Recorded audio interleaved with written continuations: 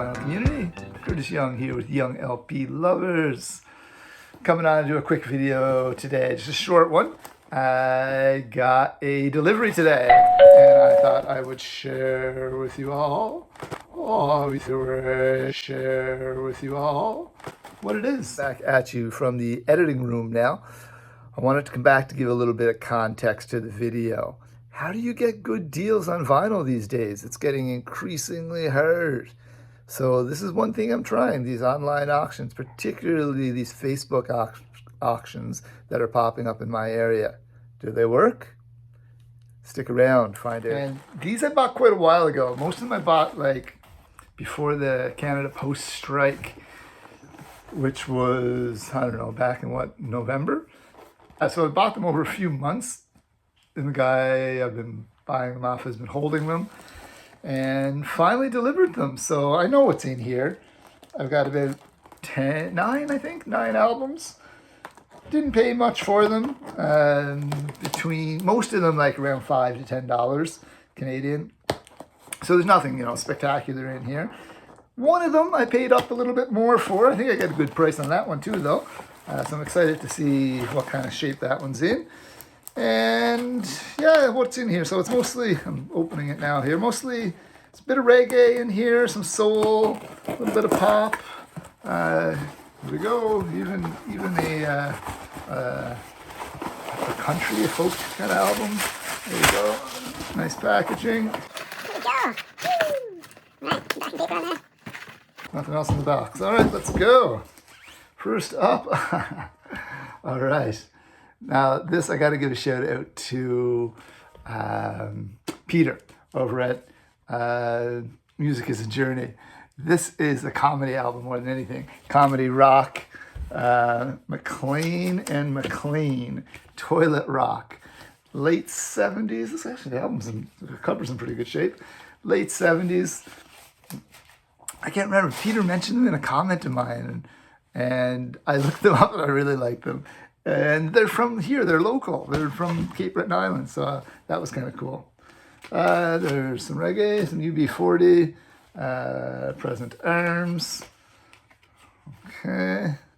Now let's have a look at the records too. Yeah, that's in great shape. Yeah, so just some kind of pop reggae kind of stuff there. There's a good one. This one I paid $15 for it. I can see on the label. There's Bunny Wailer, Roots, Radicals, Rockers, Reggae. So that's one I didn't have before. A bit dusty, not bad. A few surface marks on there, but nothing to be too concerned about. Mystic Man by Peter Tosh. Yeah, it's in good shape. Some Musical Youth. Pass the Dutchie to the left-hand side. Canadian reggae band from Toronto, Messenger. Don't know them very much. There was a bigger corner cut on that than I realized. And there's Bobby Gentry's Ode to Billy Joe. I didn't have that previously. I have the Delta Suite, which I quite like, so it's nice to have that. I'll go this one next then. Here is Roberta Flack. There's a couple of pinholes in this one. Someone had it up on display. That's a great album for $4 or $5, whatever I paid for it. Let's see what the vinyl is like. Nothing wrong with that. And lastly, this is the one I've been most excited to get. This is Burning Spear live in Paris. Paris Zenith 88. So I don't have any Burning Spear in my collection, so I'm really hyped. Double live LP. And from what I've read, this is a really killer set. So really happy to add that. That's the one that's getting spun first. And if I remember right, it's a promo copy. Yeah, well, yeah, it's got promo stickers on it. Let's see, not a promo label, but there's stickers from the radio station on it. And I think Radio Canada, Discotheque. There you are. So it came from a Canadian radio station somewhere. Maybe in French Canada. Radio Canada, Discotheque. So yeah, quite happy to have that. It looks in good shape as well. So that's good. I'm always a little skeptical of their grading, you know, when people are saying it's VG plus, you know.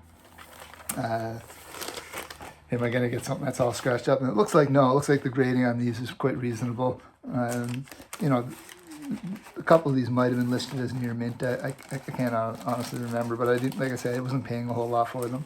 So yeah, I think it was cool. The way they set up these auctions, put all the albums on in an album, set a date and a time. Whoever's the highest bidder at the end of the date and time takes the album. So yeah, I've been able to score a few cheap-ish albums to add to the collection. That was the one I paid the most for, and I think it was like only $20. So for a double live Burning Spear album, that's pretty sweet. So is it worth it? Can you get good deals on online auctions, particularly Facebook auctions? Well, it depends really, right?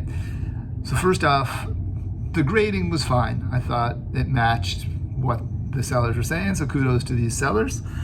The problem is with the shipping, right? So they do like bulk shipping options and then like individual shipping, and I'm not in a bulk shipping area.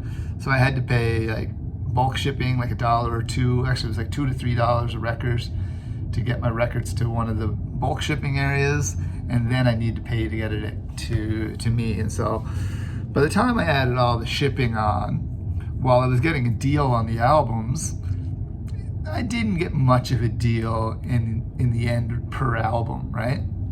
They were close. They were near the Discogs median price. And so if I was to get them at my record store is a pretty good guy. He gives a good deal. He usually grades prices his records near Discogs median, I would say. But then if you're buying a few, he'll knock off quite a bit. So the one exception would probably be that Burning Spear album and maybe the Bunny Wailer album. So I feel like I got a deal in the end, but not a great deal, right? So I would say support your local record store, right? That's, I guess, the take-home message I'd say there. And will I use it again? If there's bulk shipping in my area, I'll use it again. Or I'll go to one of the bulk shipping areas, probably it's like a 4-hour drive away, right? The struggles of living in rural Canada, right? All right, that's it. Just thought I'd share it with you. I was excited to open it up. Peace.